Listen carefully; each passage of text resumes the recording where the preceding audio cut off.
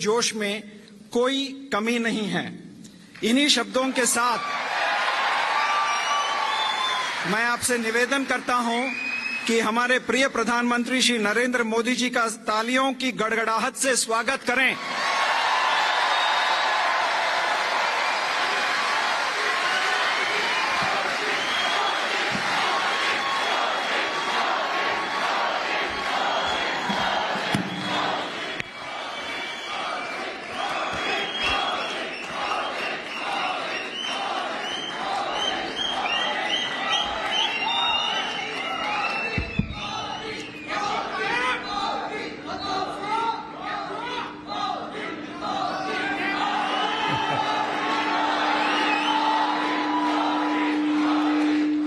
भारत माता की, भारत माता की। नमस्कार।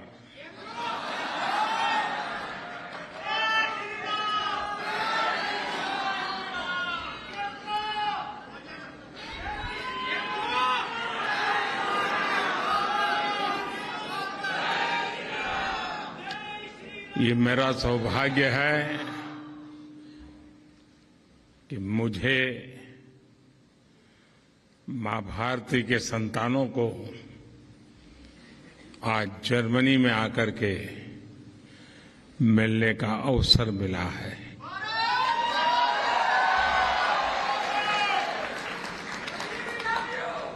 आप सभी से मिलकर बहुत अच्छा लग रहा है।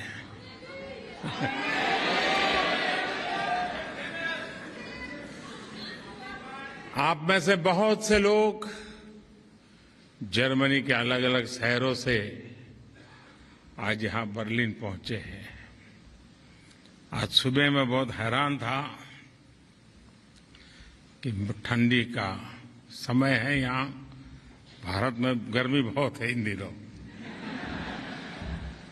लेकिन कई छोटे छोटे बच्चे भी सुबह 4, साढ़े 4 बजे आ गए थे। आपका ये प्यार, आपके आशीर्वाद, ये मेरी बहुत बड़ी ताकत है।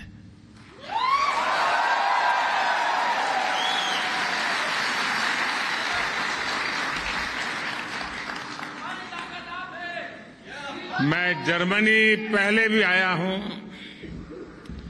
आप में से कई लोगों से पहले भी मिला हूं। आप में से कई लोग जब भारत आए हैं तब भी कभी कभी मिलने का मौका मिला है।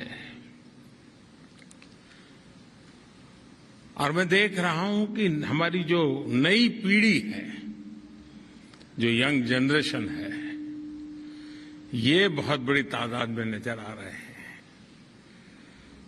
और इसके कारण युवा जोश भी है।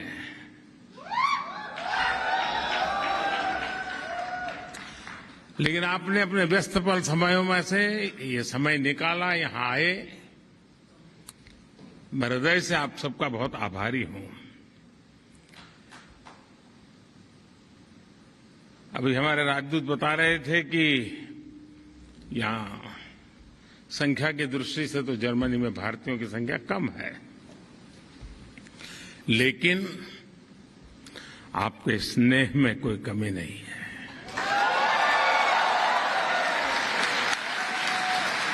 आपके जोश में कोई कमी नहीं है। और ये दृश्य आज जब हिंदुस्तान के लोग देखते हैं तो उनका भी मन गर्व से भर जाता है। दोस्तों,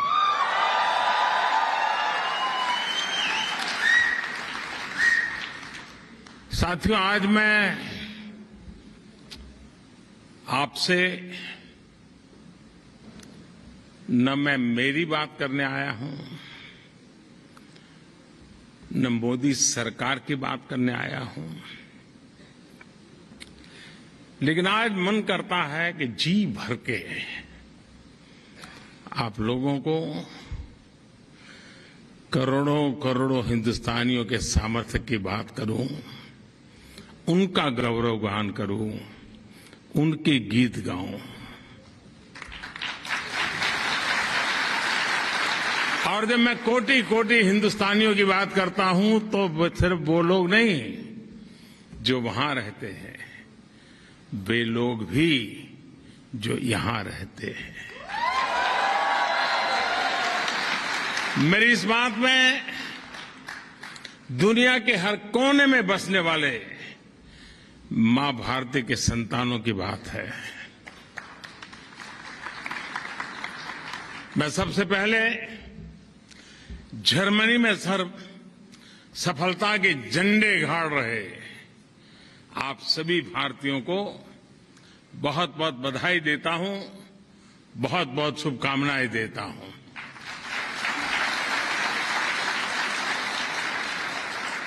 साथियों, 21वीं सदी का ये समय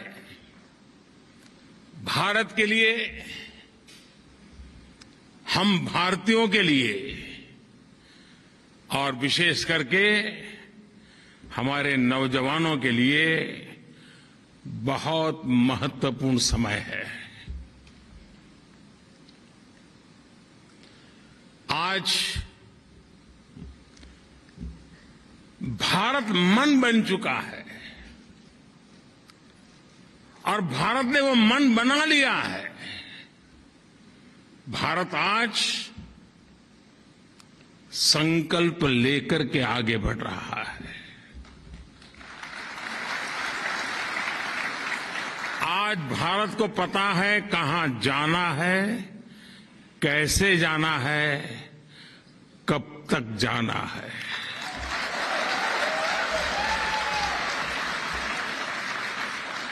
और आप भी जानते हैं कि जब किसी देश का मन बन जाता है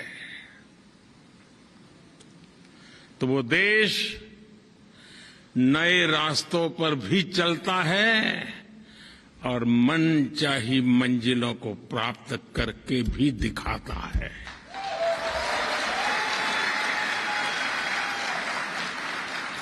आज का आकांक्षी भारत, एस्पिरेशनल इंडिया, आज का युवा भारत देश का तेज विकास चाहता है। वो जानता है कि इसके लिए राजनीतिक स्थिरता और प्रबल इच्छा शक्ति कितनी आवश्यक है, कितनी अनिवार्य है, वो आज का हिंदुस्तान भली भांति समझता है। और इसलिए भारत के लोगों ने 3 दशकों से चली आ रही राजनीतिक अस्थिरता के वातावरण को एक बटन दबा करके खत्म कर दिया।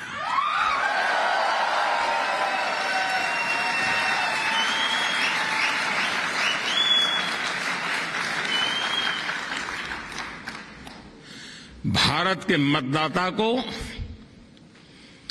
पिछले 7-8 साल में उसके वोट की ताकत क्या होती है और वो एक वोट हिंदुस्तान को कैसे बदल सकता है, उसका एहसास होने लगा है।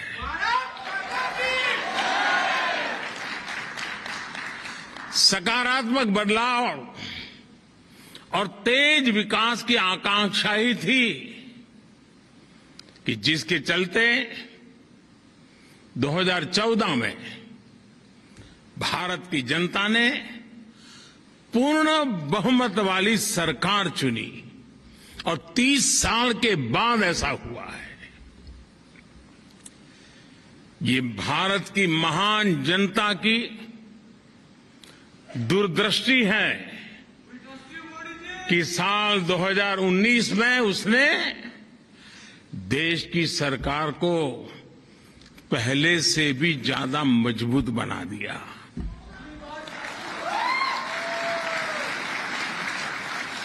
भारत को चौतरफा आगे बढ़ाने के लिए जिस तरह की निर्णायक सरकार चाहिए,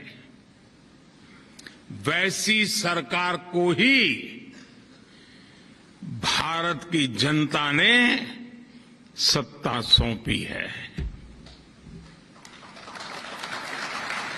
मैं जानता हूं साथियों कि उम्मीदों का कितना बड़ा आसमान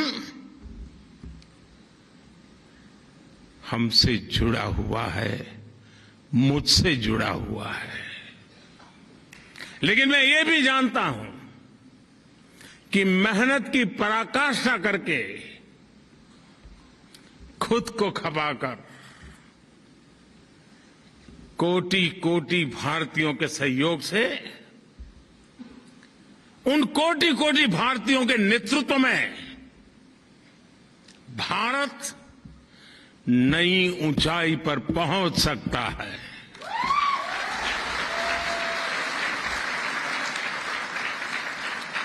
भारत अब समय नहीं गंवाएगा। भारत अब समय नहीं खोएगा।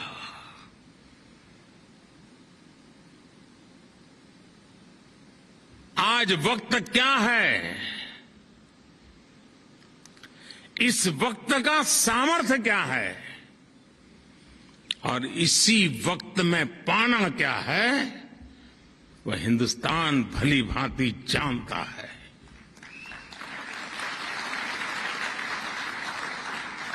साथियों, इस साल हम अपनी आजादी का 75वां वर्ष मना रहे हैं। मैं देश का पहला प्रधानमंत्री ऐसा हूं जो आजाद हिंदुस्तान में पैदा हुआ हूं।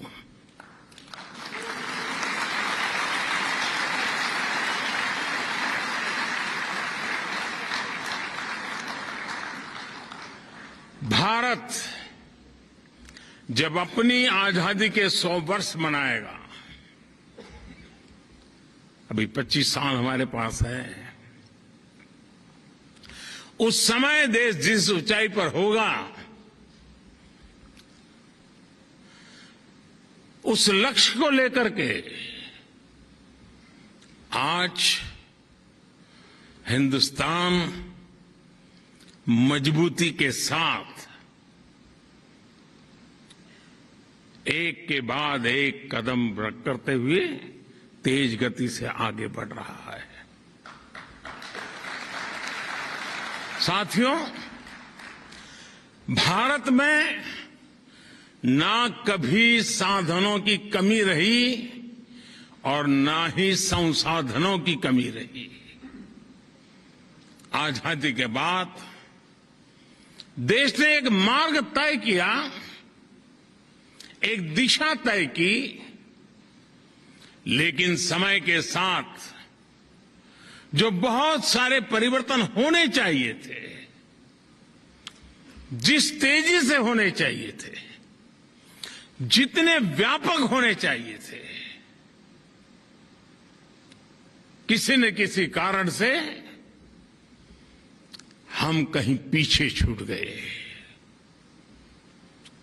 विदेशी हुकूमत ने भारतीयों का साल दर साल जो आत्मविश्वास कुचला था,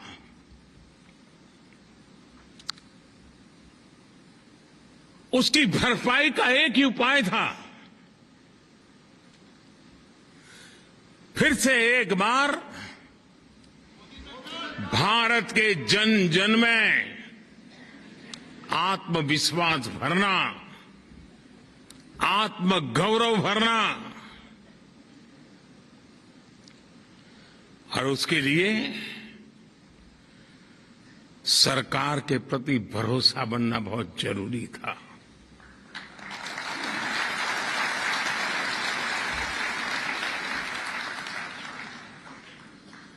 अंग्रेजों की परंपरा की बदौलत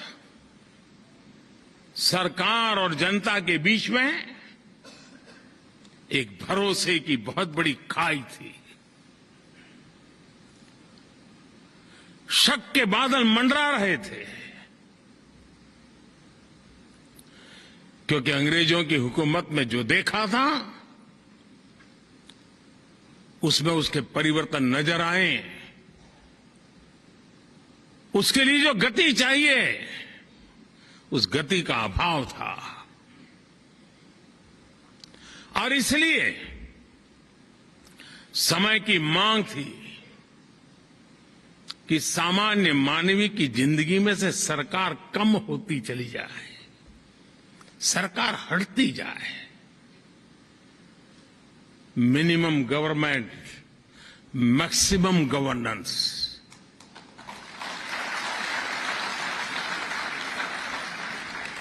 जहां जरूरत हो वहां सरकार का अभाव नहीं होना चाहिए, लेकिन जहां जरूरत न हो वहां सरकार का प्रभाव भी नहीं होना चाहिए।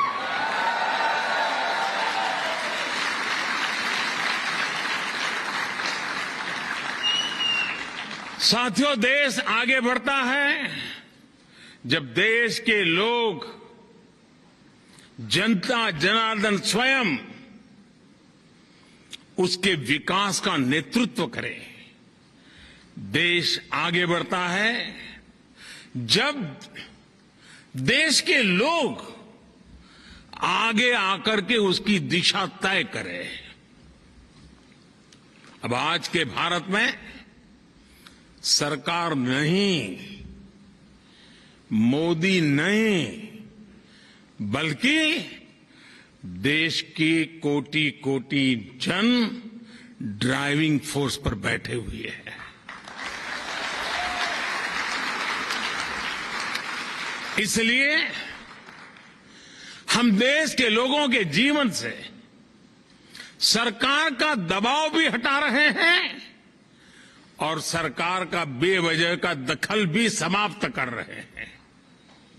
हम रिफॉर्म करते हुए देश को ट्रांसफॉर्म कर रहे हैं। और मैं हमेशा कहता हूं, रिफॉर्म के लिए पॉलिटिकल विल चाहिए, परफॉर्म के लिए गवर्नमेंट मशीनरी का एस्टैब्लिशमेंट चाहिए और रिफॉर्म के लिए जनता जनार्दन की भागीदारी चाहिए। और तब जाकर के रिफॉर्म, परफॉर्म, ट्रांसफॉर्म की गाड़ी आगे बढ़ती है। आज Bharat ease of living, quality of life, ease of employment, quality of education, ease of mobility, quality of travel, ease of doing business, quality of services, quality of products, हर क्षेत्र में तेजी से काम कर रहा है, नए आयाम स्थापित कर रहा है। वही देश है जो आप जिसे छोड़ करके आए थे यहां, देश वही है।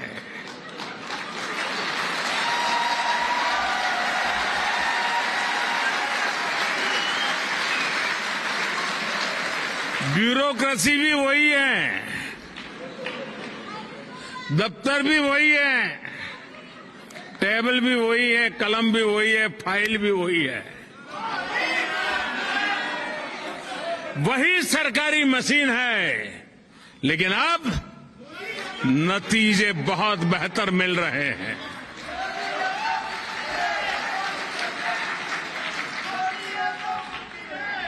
साथियों, 2014 से पहले जब भी मैं आप जैसे साथियों से बात कर रहा था तो एक बहुत बड़ी शिकायत, और आपको भी पुराने दिन याद होंगे या कभी आज जाते होंगे तो देखते होंगे, जहां भी देखो लिखा होता था वर्क इन प्रोग्रेस।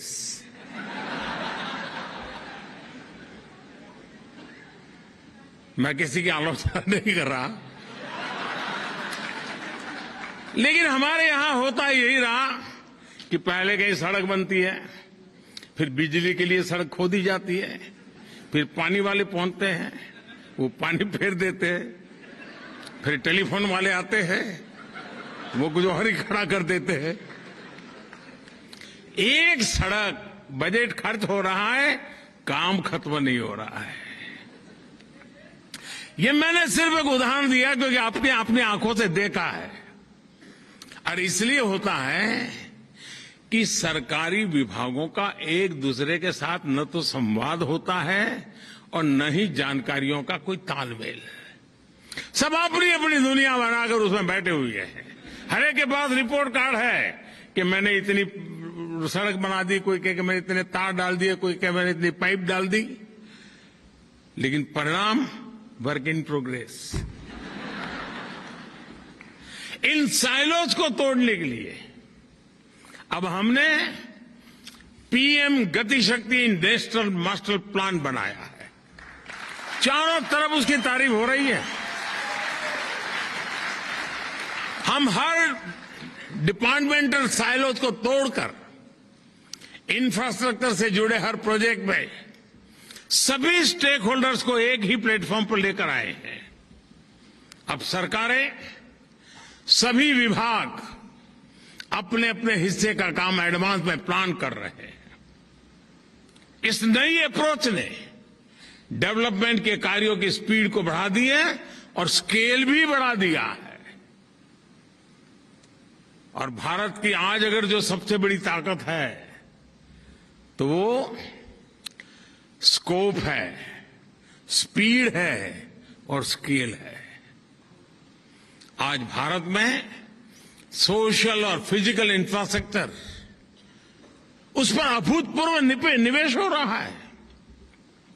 आज भारत में नई शिक्षा नीति को लागू करने के लिए सहमति का एक वातावरण बना है, तो दूसरी तरफ नई स्वास्थ्य नीति, उसको लागू करने पर काम चल रहा है। आज भारत में रिकॉर्ड संख्या में नए एयरपोर्ट्स बनाए जा रहे हैं। छोटे छोटे शहरों को एयर रूट से जोड़ा जा रहा है। भारत में मेट्रो कनेक्टिविटी पर जितना काम आज हो रहा है उतना पहले कभी नहीं हुआ। भारत में आज रिकॉर्ड संख्या में नए मोबाइल टावर्स लग रहे हैं। अब भारत 5G दस्तक दे रहा है। भारत में भी, भारत में आज रिकॉर्ड संख्या में गांवों का ऑप्टिकल फाइबर से जोड़ा जा रहा है। कल्पना कर सकते 6 लाख गांवों में ऑप्टिकल फाइबर नेटवर्क पहुंचेगा। हिंदुस्तान के गांव दुनिया के साथ किस प्रकार से अपना नाता जोड़ेंगे, इसकी आप कल्पना कर सकते हैं। भारत में और जर्मनी में बैठे हुए आप लोग इस बात को ज्यादा समझ पाएंगे। भारत में जितनी फास्ट इंटरनेट कनेक्टिविटी है,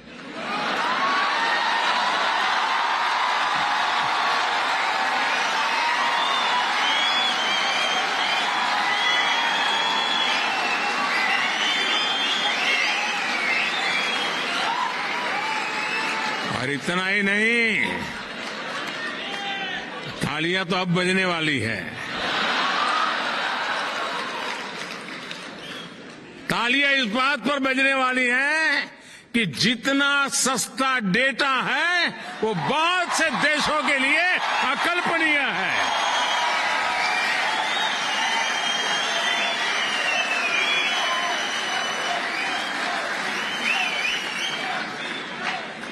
पिछले साल पूरी दुनिया में हुए रियल टाइम डिजिटल पेमेंट्स, कान खोल दो, रियल टाइम डिजिटल पेमेंट में से मैं पूरी दुनिया की बात कर रहा हूं। अब भारत छोटा नहीं सोचता है।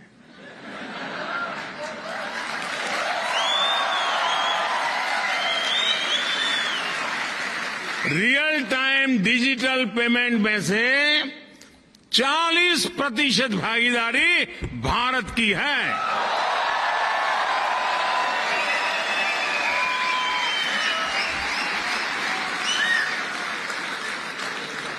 साथियों, मैं एक और बात आपको बता दूं, जिसे जानकर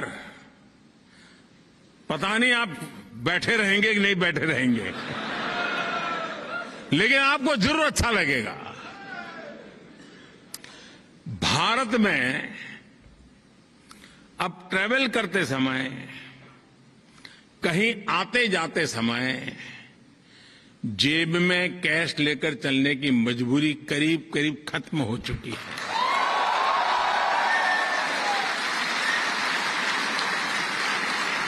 दूर सुदूर के गांव तक भी अपना मोबाइल फोन पर ही हर तरह के पेमेंट आपके लिए काफी है दोस्तों।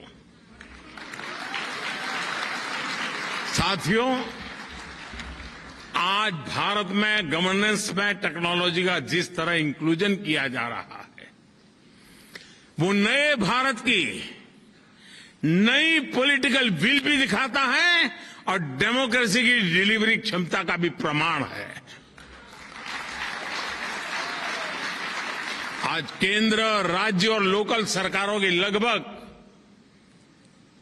ये भी आंकड़ा थोड़ा अजूबा, आज आपके लिए अजूबा होगा, केंद्र सरकार, राज्य सरकार और लोकल सेल्फ गवर्नमेंट, इनकी करीब करीब 10,000 सेवाएं, 10,000 सर्विसेज ऑनलाइन उपलब्ध है।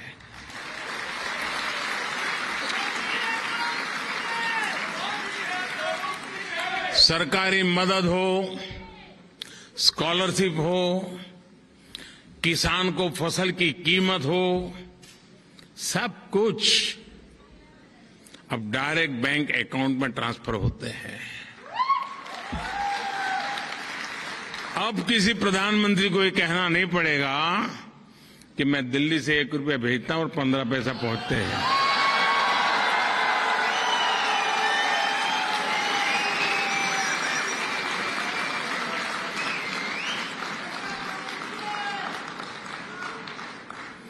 वो कौन सा पंजा था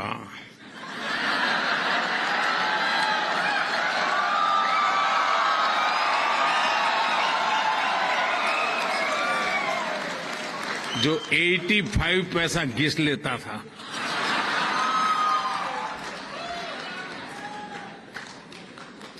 आपको ये जानकर भी अच्छा लगेगा कि बीते 7-8 साल में भारत सरकार ने, आंकड़े याद रहेंगे, मैं इतना सारा बता रहा हूं,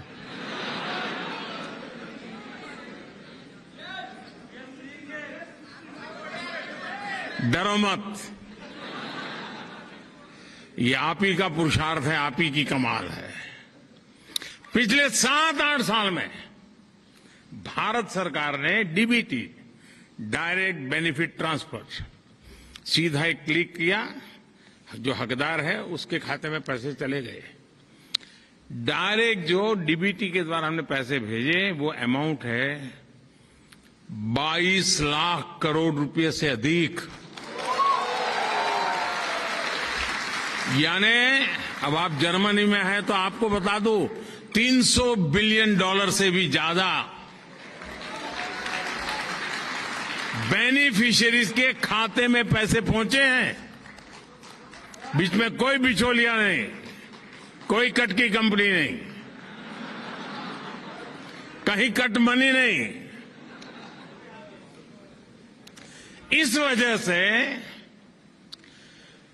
सिस्टम में कितनी बड़ी ट्रांसपेरेंसी आई है और उसके कारण जो भरोसे की खाई थी, उस खाई को भरने का बहुत बड़ा काम इन नीतियों के कारण, इस नीयत के कारण और इस टेक्नोलॉजी के माध्यम से हो पाया है।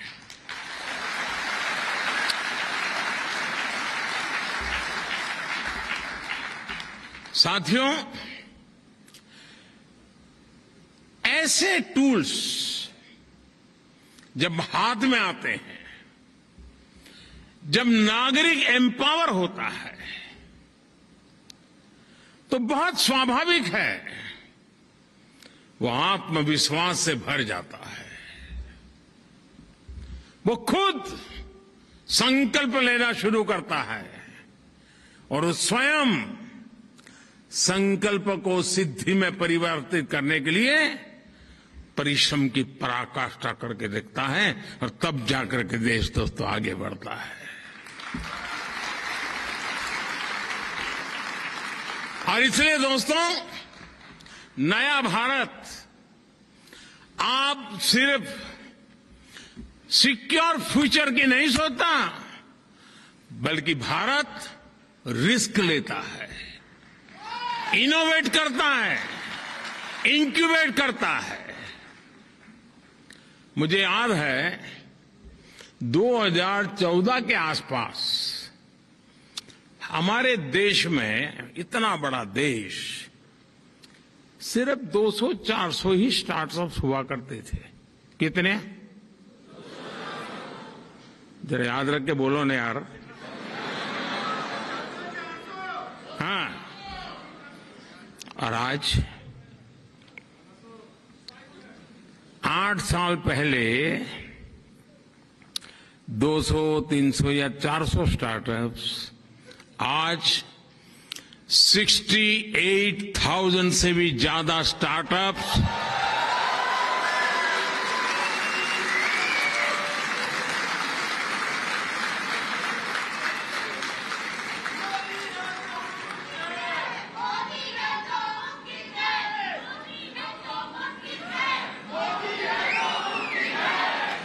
दोस्तों, मुझे बताइए, आपने सुनने के बाद कहां 400, कहां 68,000, 200-400 से 68,000, आपका सीना गर्व से भर गया कि नहीं भर गया? आपका माथा ऊंचा हुआ कि नहीं हुआ? और साथियों, इतना ही नहीं, सिर्फ स्टार्टअप्स की संख्या एक बात है, आज दुनिया के सारे पैरामीटर्स कह रहे हैं कि इसमें दर्जनों स्टार्टअप्स यूनिकॉर्न बन चुके हैं।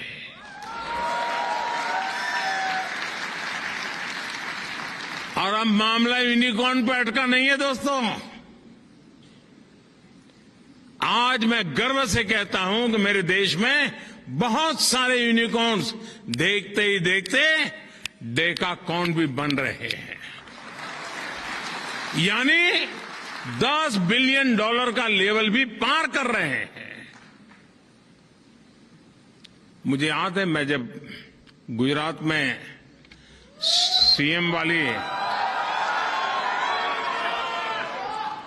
सीएम वाली नौकरी करता था, और किसी भी हमारे साथी बाबू को पूछता है बच्चे क्या करते हैं, तो बोले आईएएस की तैयारी करता है। ज्यादातर यही कहते थे। आज भारत सरकार में बाबुओं से पूछता हूं कि भाई क्या करते हैं बेटे, बेटी क्या कर रही है, बोले साहब वो तो स्टार्टअप में लग गए।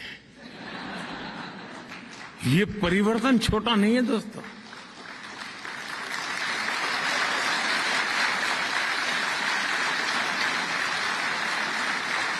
साथियों, मूल बात क्या है? मूल बात यही है, आज सरकार इनोवेटर्स के पांवों में जंजीर डालकर नहीं, उनमें जोश भर करके उन्हें आगे बढ़ा रही है।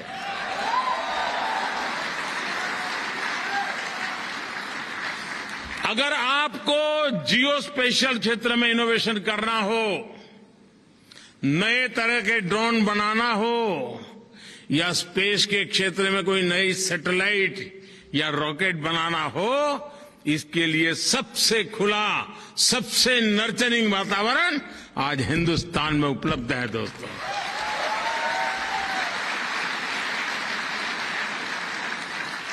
एक समय में भारत में कोई नई कंपनी रजिस्टर कराना चाहता था तो उसे रजिस्ट्री में कागज डालने के बाद वो भूल जाता था, तब तक रजिस्ट्री नहीं होती थी। महीने लग जाते थे।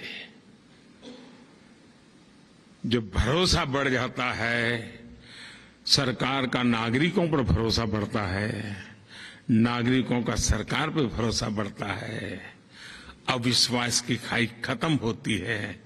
नतीजा ये आता है कि आज अगर कंपनी रजिस्टर करनी है तो 24 घंटे लगते हैं दोस्तों, 24 घंटे।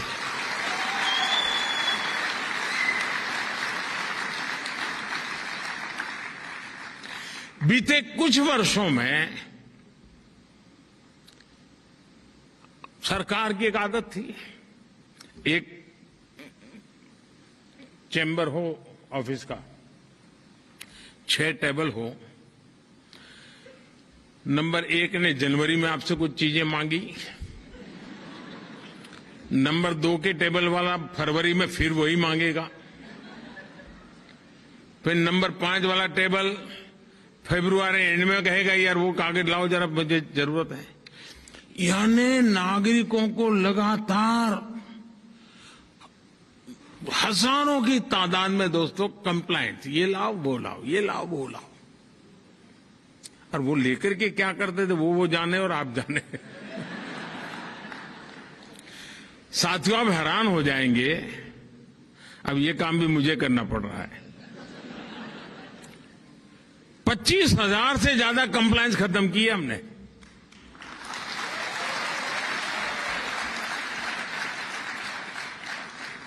इतना ही नहीं, मैं 2013 में चुनाव के लिए तैयारी कर रहा था, क्योंकि मेरी पार्टी ने घोषित कर दिया था कि इसको प्रधानमंत्री बनाने वाले हैं।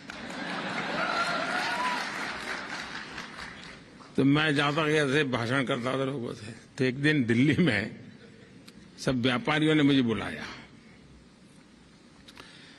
तो व्यापारी का बड़ा सम्मेलन था, और उसमें जो मेरे आगे सज्जन बोल रहे थे वो कह रहे थे देखिए वो कानून बना है, वो कानून बना है, ये कानून बना है, इसका कानून बना, सारा ढेर सारे कानून बता रहे थे। अब चुनाव के समय तो सब लोग यही कहते हैं ठीक है मैं कर लूंगा,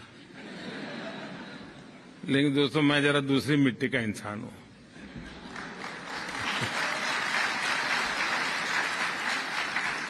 तो मैं भाषण देने के लिए खड़ा हुआ, ये 2013 की बात है।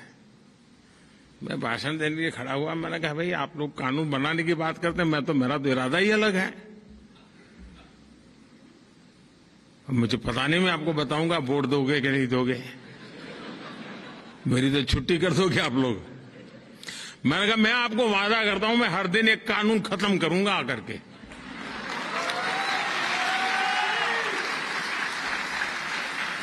बहुत लोगों को आश्चर्य हुआ था कि यह इंसान को कुछ समझ नहीं है रहा सरकार क्या होती है, ऐसे ही माना होगा और क्या। लेकिन आज दोस्तों मैं आपको मेरा हिसाब दे रहा हूं, पहले 5 साल में 1500 कानून खत्म कर दिए दोस्तों।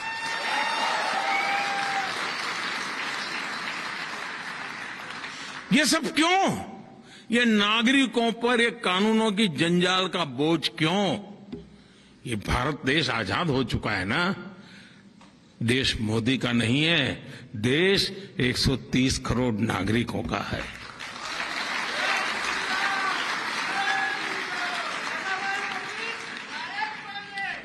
अब देखिए देश में पहले तो हमारा देश की विशेषता देखिए साहब, देश एक संविधान 2 थे।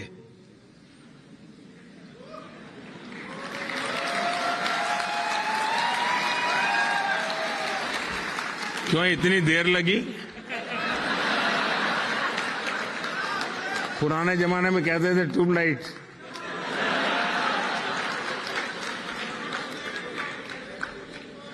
मालूम है ना 2 संविधान थे।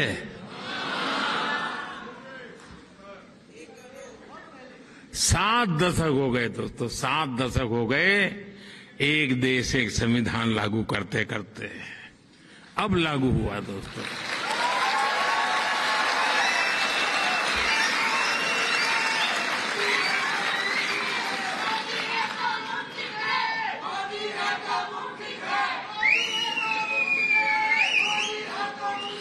गरीब को राशन कार्ड दोस्तों, अगर वो जबलपुर में रहता है, राशन कार्ड वहां का है, और अगर मजबूरन उसको जयपुर में जाना पड़ा जिंदगी गुजारने के लिए, तो वो राशन कार्ड काम नहीं आता था।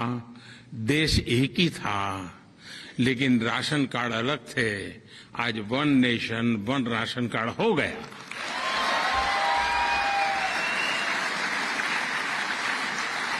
पहले कोई देश में इन्वेस्टमेंट करने आता था, गुजरात में जाता था तो एक टैक्सेशन, महाराष्ट्र जाता था दूसरा टैक्सेशन, बंगाल में जाता था तीसरा टैक्सेशन। अगर उसकी 3-4 कंपनियां, एक कंपनी गुजरात में, दूसरी कंपनी महाराष्ट्र में, तीसरी बंगाल, तो तीनों जगह पे अलग अलग चार्टर्ड अकाउंटेंट को अलग अलग कानूनों से कारोबार चलता था। दोस्तों, आज टैक्स व्यवस्था एक जैसी लागू हो गई कि नहीं हो गई? और हमारी वित्त मंत्री यहां बैठी है, निर्मला जी।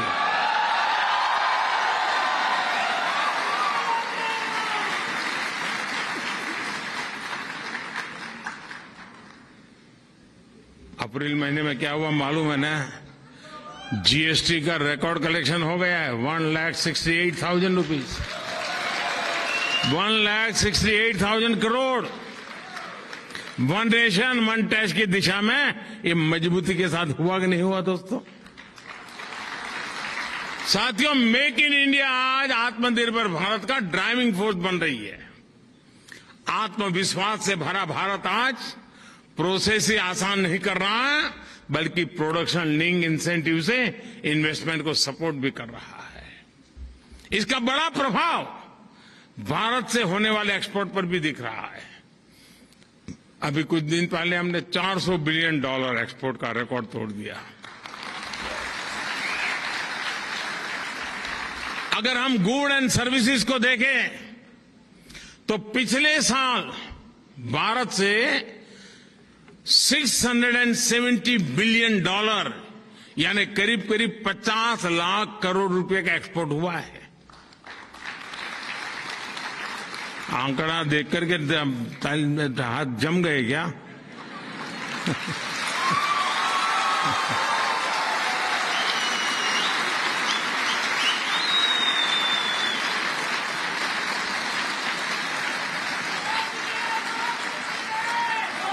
भारत के अनेक नए जिले नए नए देशों में नए नए डेस्टिनेशन पर एक्सपोर्ट के लिए अपना दायरा बढ़ा रहे हैं और तेजी से एक्सपोर्ट हो रहा है। और उसका एक मजा भी है, जो आज देश में बन रहा है ना, जीरो डिफेक्ट जीरो इफेक्ट के मंत्र से लेकर के चल रहा है कि प्रोडक्शन की क्वालिटी में डिफेक्ट नहीं है और प्रोडक्शन में एनवायरमेंट पर कोई इफेक्ट नहीं है। साथियों, 21वीं सदी के तीसरे दशक की सबसे बड़ी सच्चाई ये है कि आज इंडिया इज गोइंग ग्लोबल।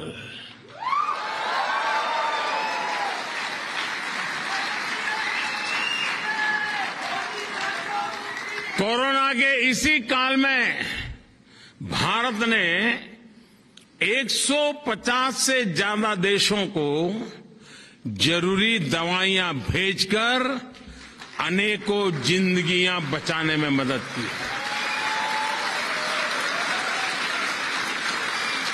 जब भारत को कोविड के वैक्सीन बनाने में सफलता मिली तो हमने अपनी वैक्सीन से करीब 100 देशों की मदद की है। दोस्तों, साथियों, आज का ताजा खबर,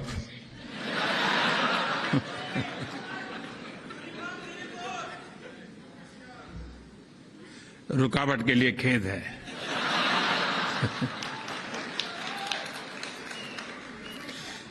आज विश्व में गेहूं की कमी का सामना दुनिया कर रही है। फूड सिक्योरिटी के लेकर के दुनिया में बड़े बड़े देश चिंतित है। उस समय हिंदुस्तान का किसान दुनिया का पेट भरने के लिए आगे आ रहा है।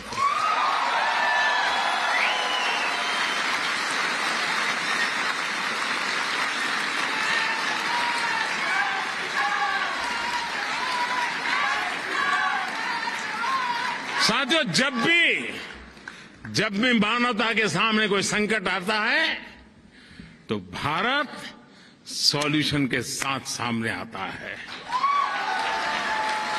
जो संकट लेके आते हैं, संकट उनको मुबारक, सॉल्यूशन लेकर के हम आते हैं, दुनिया का चाय चयकार हो जाता है।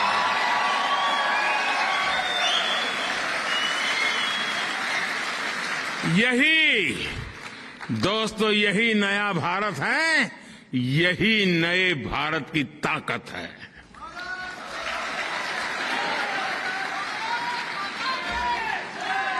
आप में से जो लोग वर्षों से भारत नहीं गए हैं, शर्मिंदगी मत महसूस करो, लेकिन उनको जरूर लगता होगा आखिर ये हुआ कैसे, इतना बड़ा परिवर्तन आया कैसे।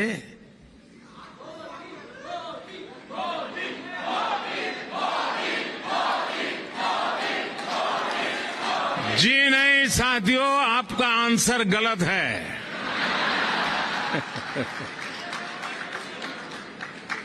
मोदी ने कुछ नहीं किया है, 130 करोड़ देशवासियों ने किया है।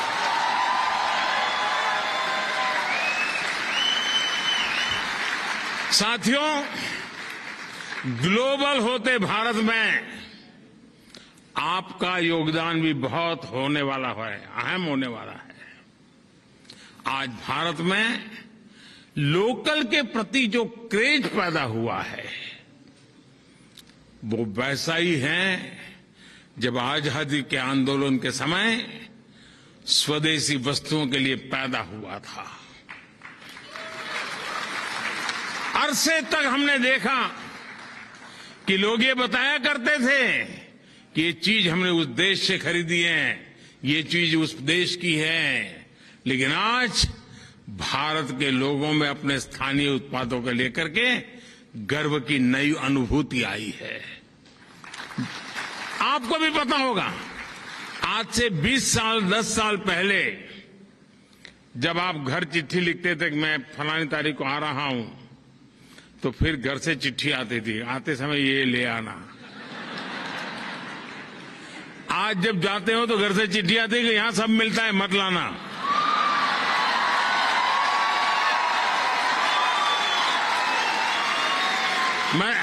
मैं सही बता रहा हूं कि नहीं बता रहा हूं? यही है ना।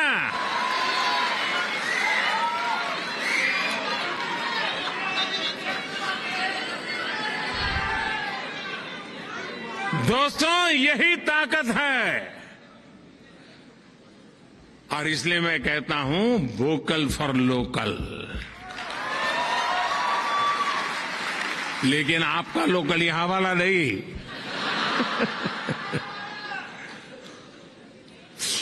दोस्तों, ये जो दम पैदा हुआ है ना, इस चीज को बनाने में किसी भारतीय की मेहनत लगी है। उस हर प्रोडक्ट के किसी भारतीय के पसीने की महक है दोस्तों, उस मिट्टी की सुगंध है दोस्तों।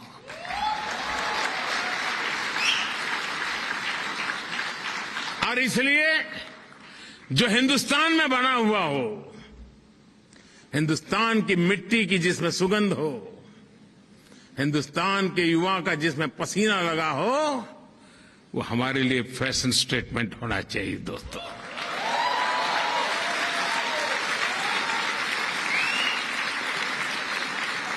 आप देखिए, एक बार ये फीलिंग अनुभव करेंगे ना, तो वाइब्रेशन अगल बगल में पहुंचते देर नहीं लगे लोगों।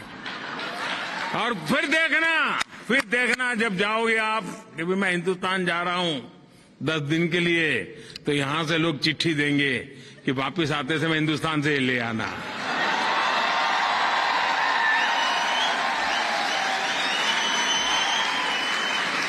ऐसा होना चाहिए कि नहीं होना चाहिए? ये काम आपको करना चाहिए कि नहीं करना चाहिए? देशियों में एक शानदार उदाहरण बताता हूं आपको, बड़ा सिंपल सा उदाहरण बताता हूं। और मैं उदाहरण देना चाहूं खादी। आप में से सब खादी को जानते हैं। खादी और नेता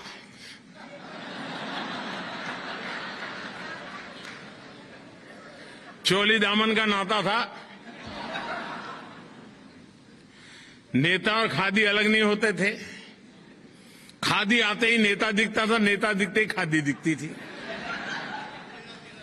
जिस खादी को महात्मा गांधी ने जिया, जिस खादी ने भारत में आजादी के आंदोलन को ताकत दी, लेकिन दुर्भाग्य से आजादी के बाद उस खादी का भी वही हाल हुआ जो आजादी के दीवानों के सपनों का हुआ था। क्या देश का दायित्व नहीं था? जिस खादी से गरीब मां को रोजी मिलती है, जिस खादी से विधवा मां को अपने बच्चों को बड़ा बनाने के लिए सहारा मिलता था, लेकिन धीरे धीरे धीरे उसको उसके नसीब पर छोड़ दिया गया और एक प्रकार से वो मृत्यु के कगार पर आके खड़ा था। मैं मुख्यमंत्री बना तो मैंने बीड़ा उठाया। मैंने कहा, भाई आप बड़े गर्व से कहते हैं घर में किसी को कि मेरे पास ये फैब्रिक है, ये फैब्रिक है, ये फैब्रिक है, यहाँ की साड़ी है, यहाँ की साड़ी है, यहाँ का कुर्ता है, कहते हैं ना? हाँ, बोलो तो सही। अरे सच बोलने में क्या जाता है यार। तो मैं कहता था यार एक आध खादी भी तो रख लो, मेरे पास ये फैब्रिक है, खादी भी रख लो। साथियों, बात बहुत छोटी थी, लेकिन मैं आज देश के सामने सर झुकाता हूं। मेरे देश ने इस बात को भी गले लगाया और आपको जानकर के आज आनंद होगा, आजादी के 75 साल के बाद पहली बार जब देश आजादी का अमृत महोत्सव मना रहा है, इस वर्ष खादी का कारोबार 1 लाख करोड़ रुपयों को पार कर गया। पहली बार हुआ।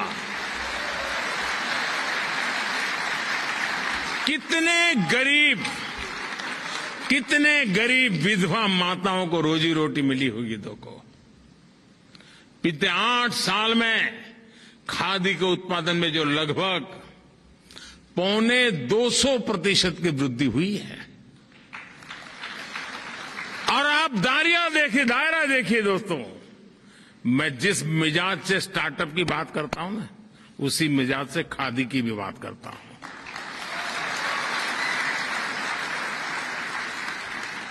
जिस मिजाज से मैं सैटेलाइट की बात करता हूं, उसी मिजाज से मैं सॉइल की भी बात करता हूं।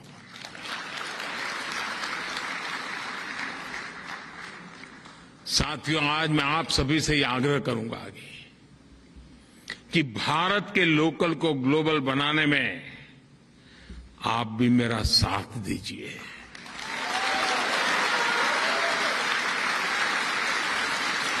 यहां के लोगों को भारत के लोकल की विविधता, भारत के लोकल की ताकत, भारत के लोकल की खूबसूरती से परिचित आप बहुत आसानी से करवा सकती है।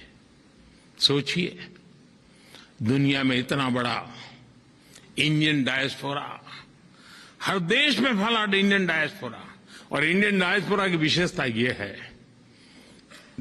जैसे दूध में शक्कर मिल जाती है ना, वैसा ही मिल जाता है ये।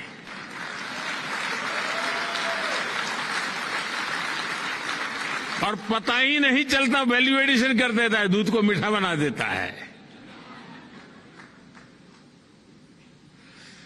जिसके पास ये सामर्थ्य है, वो आसानी से हिंदुस्तान के लोकल को अपने प्रयासों से जर्मनी की धरती पर ग्लोबल बना सकता है।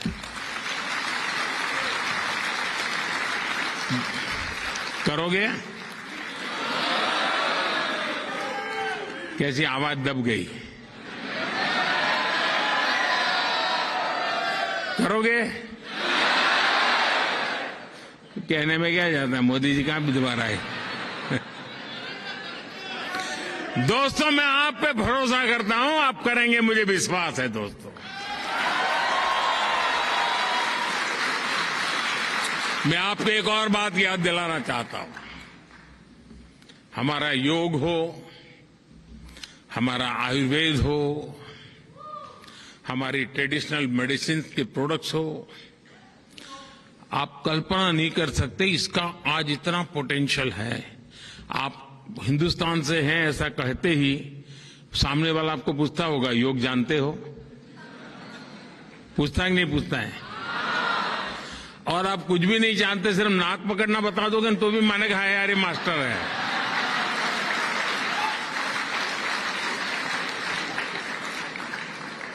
भारत के ऋषि मुनियों की तपस्या की आबरू इतनी है कि आप एक छोटा सा बोर्ड लगा दो या कोई ऑनलाइन प्लेटफॉर्म खड़ा कर दो और नाक पकड़ना सिखा दो, डॉलर देकर के फी देने आएगा कि नहीं आएगा?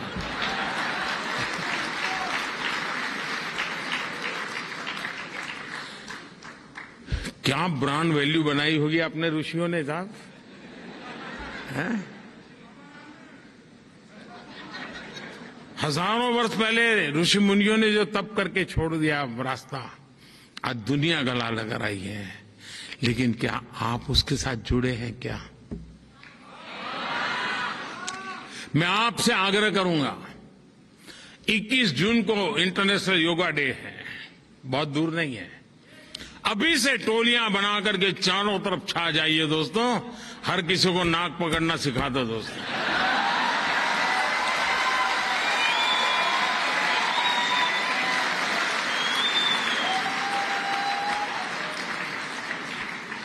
नाक काटना नहीं सिखाना है।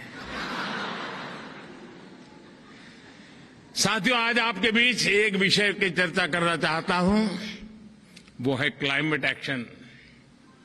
भारत में क्लाइमेट चैलेंज से निपटने के लिए हम पीपल पावर से टेक पावर तक हर समाधान पर काम कर रहे हैं। बीते 8 साल में हमने भारत में एलपीजी कवरेज को 50% से आसपास से बढ़ाकर करीब 100% कर दिया।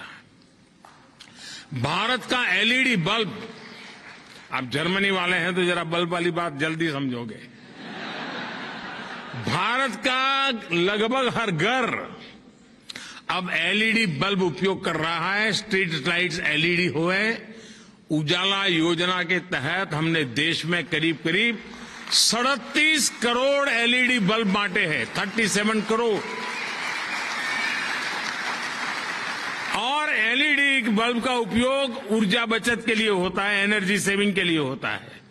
और आप जर्मनी में सीना ठोक करके लोगों को कह सकते हैं कि भारत ने एक छोटा सा परिवर्तन ला करके क्या किया है, और इसके कारण लगभग 48,000 मिलियन किलोवाट आवर बिजली बची है। और प्रतिवर्ष करीब 4 करोड़ टन कार्बन एमिशन कम हुआ है। 4 करोड़ टन कार्बन एमिशन कम हुआ है। आप कल्पना कर सकते हैं कि इस एक योजना ने एनवायरमेंट की कितनी बड़ी रक्षा की है। साथियों, ऐसे ही प्रयासों की वजह से आज भारत अभूतपूर्व स्तर पर ग्रीन जॉब्स के क्षेत्र में एक नया क्षेत्र खोल रहा है, आगे बढ़ रहा है। मुझे खुशी है कि भारत और जर्मनी ने भी क्लीन एनर्जी को लेकर एक बहुत बड़ी पार्टनरशिप की तरफ कदम उठाया है। साथियों, आजादी के अमृत महोत्सव में हमने क्लाइमेट रिस्पांसिबिलिटी को नेक्स्ट लेवल पर ले जाने का भी फैसला किया है। मैं आपको एक उदाहरण देता हूं। भारतीयों ने देश के हर जिले में, हर डिस्ट्रिक्ट, यानी आप अंदाज कर सकते हैं जी क्या क्या मैं बता रहा हूं। हर डिस्ट्रिक्ट में 75 नए अमृत सरोवर बनाने का संकल्प लिया है, तालाब बनाने का। यानी देश में करीब आने वाले 500 दिवस में, 500 डेज में 50,000 नए वाटर बॉडीज बनेंगे, पॉन्ड्स बनेंगे, या तो पुराने पॉन्ड को पुनर्जीवित किया जाएगा।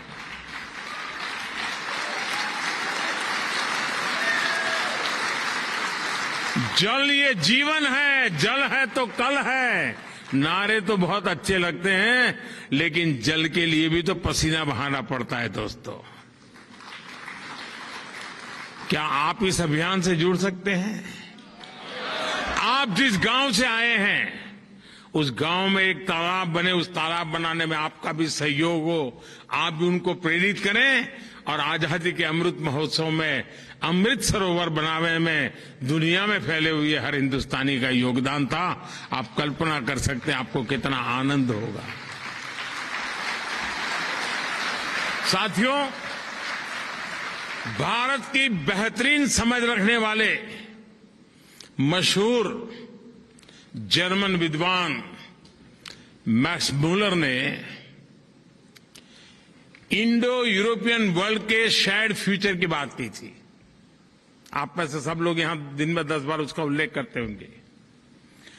21वीं सदी में उनको जमीन पर उतारने का ये बेहतरीन समय है।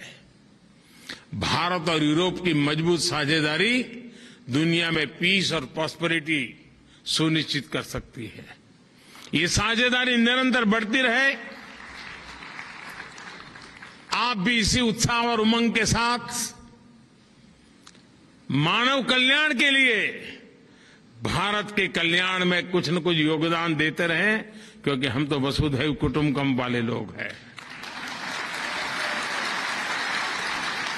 साथियों, आप जहां हो बहुत आगे बढ़ो, फलो फूलो, आपके सारे सपने पूरे हो, ये मेरी आपके लिए बहुत बहुत शुभकामनाएं हैं। और 130 करोड़ देशवासियों की शुभकामनाएं आपके साथ हैं। आप खुश रहें, स्वस्थ रहें। बहुत बहुत धन्यवाद।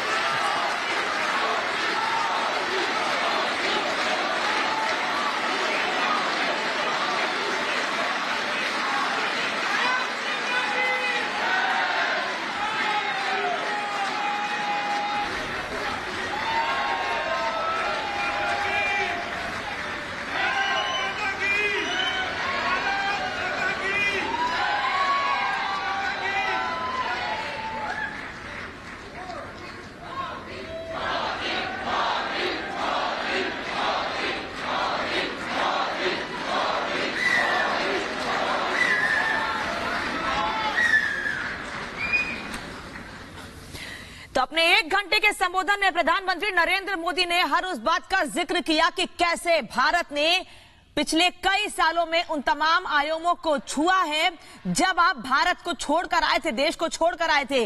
आज उससे बिल्कुल अलग तस्वीर बनी है भारत की।